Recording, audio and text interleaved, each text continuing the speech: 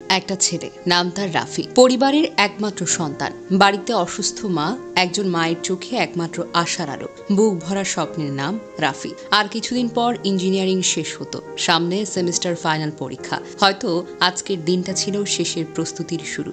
জীবন তো অপেক্ষা করে না, মৃত্যু তো আর পরীক্ষার সময়সূচিকে মানে না। বৃহস্পতিবার পহেলা মে বিকেলে একটু খেলতে নেমেছিল। খেলাধুলার পর হয়তো ফিরে বই খুলত, কিন্তু সেই খেলাটা আর শেষ করতে পারেনি।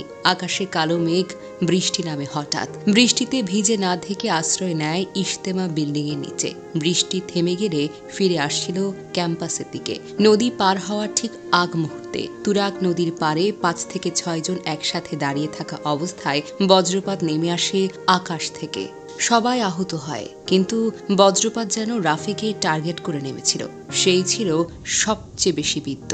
হাসপাতালে নেওয়ার আগেই শেষ নিঃশ্বাস ফেলল রাফি। চোখটা বন্ধ করল সেই যুবক, যার চোখে ছিল ভবিষ্যতের স্বপ্ন।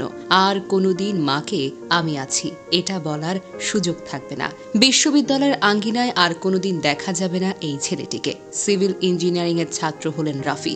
এখন স্মৃতির অংশ মাত্র সেই রাফি, যাকে সবাই চিনত নম্র, বিনয়ী, মেধাবী আর হাস্যোজ্জ্বল এক যুবক হিসেবে। অতঃপর নির্ধারিত সময়ে যখন তাদের মৃত্যু এসে যাবে, তখন এক মুহূর্ত বিলম্বিত কিংবা ত্বরান্বিত করতে পারবে না। সূরা নাহল আয়াত 61। রাফির সময় এসে গিয়েছিল, কিন্তু এই অকাল মৃত্যু তার পরিবারের জন্য, তার বন্ধুদের জন্য, তার শিক্ষকদের জন্য কতটা কঠিন। তার মা, যিনি দীর্ঘদিন ধরে অসুস্থ, যিনি কিভাবে সহ্য করবেন এই শোক। রফিকুল ইসলাম, যিনি ছেলের মধ্যে দেখতেন তাদের স্বপ্নের একটি প্রতিচ্ছবি, তিনি কিভাবে মেনে নেবেন এই ক্ষয়ক্ষতি? রাফি, তুমি চলে গেছো, কিন্তু তোমার হাসি, তোমার স্বপ্ন, তোমার পরিশ্রম আমাদের হৃদয়ে চিরকাল থাকবে। তুমি ছিলে একটি উজ্জ্বল তারা, যে আলো ছড়িয়েছিল সবার মাঝে। তোমার অকাল বিদায় আমাদের বুকটা ভেঙে দিয়েছে। আমরা তোমার পরিবারের জন্য দোয়া করি, যেন তারা এই শোকটা সহ্য করার মতো শক্তি পায়। আমরা তোমার বিশ্ববিদ্যালয়ের জন্য দোয়া করি, যেন তারা তোমার স্মৃতিকে জিয়ে রাখে। আর আমরা দোয়া করি আল্লাহ যেন তোমাকে জান্নাতুল ফেরদাউস দান করুক। আমিন। তোমার বিদায় আমাদের শিখিয়েছে জীবন কতটা অনিশ্চিত। তুমি চলে গেছো, কিন্তু তোমার গল্প আমাদের অনুপ্রাণিত করবে। রাফি, তুমি আমাদের হৃদয়ে চিরকাল ধরে বেঁচে থাকবে। তিনি international university of business, agriculture and টেকনোলজির একজন সিভিল ডিপার্টমেন্টের শিক্ষার্থী। নিহত রাফি কিশোরগঞ্জের নিয়ামতপুর বাজার এলাকার বাসিন্দা রফিকুল ইসলামের ছেলে।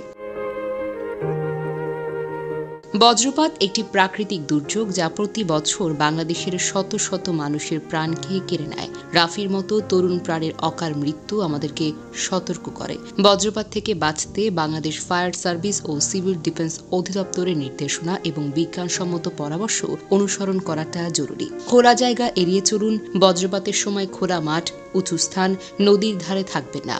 যত দ্রুত সম্ভব পাকা দালান বা কংক্রিটের ছাউনির নিচে আশ্রয় নিন। টিনের চালা এড়িয়ে চলুন। নিরাপদ আচরণ, খোলা মাঠে থাকলে পায়ের আঙুলের উপর ভর দিয়ে, কানে আঙুল দিয়ে মাথা নিচু করে বসুন। দৌড়াবেন না, দলবদ্ধ হয়ে থাকবেন না। বৈদ্যুতিক সরঞ্জাম থেকে দূরে থাকুন। বজ্রপাতের সময় মোবাইল, ল্যাপটপ, টিভি, ফ্রিজ বা অন্যান্য বৈদ্যুতিক যন্ত্র স্পর্শ করবেন না। সম্ভব হলে এগুলোর প্লাগ খুলে বিচ্ছিন্ন করুন। উঁচু গাছ, খুঁটিকে এড়িয়ে চলুন। উঁচু গাছ, বৈদ্যুতিক খুঁটি, ধাতব খুঁটি বা মোবাইল টাওয়ারের কাছে কখনো থাকবেন না। এগুলো বজ্রপাতকে আকর্ষণ করে। বাড়িতে থাকলে সতর্কতা। জানালা বা বারান্দার কাছে থাকবেন না। দরজা জানালা বন্ধ রাখুন। বৈদ্যুতিক সরঞ্জাম থেকে দূরে থাকুন।